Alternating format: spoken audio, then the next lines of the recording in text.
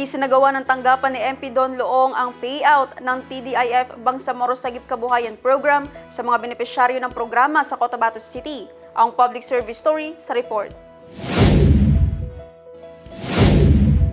Isinagawa ang payout noong April 23, 2026 sa Extension Office ni MP Don Loong. Umabot sa 25 beneficiaries ang nabigyan ng 15,000 pesos bawat isa na tulong pinansyal para sa kanilang kabuhayan. Ang TDIF Bangsamoro Sagip Kabuhayan ay patuloy na nagbibigay ng suporta sa mga pamilyang nangangailangan upang mapalakas ang kanilang kabuhayan.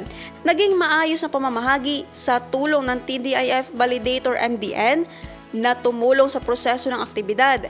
Layunin ng programa na maipakita ang patuloy na suporta sa komunidad at maiangat ang antas ng pamumuhay ng mga benepisyaryo.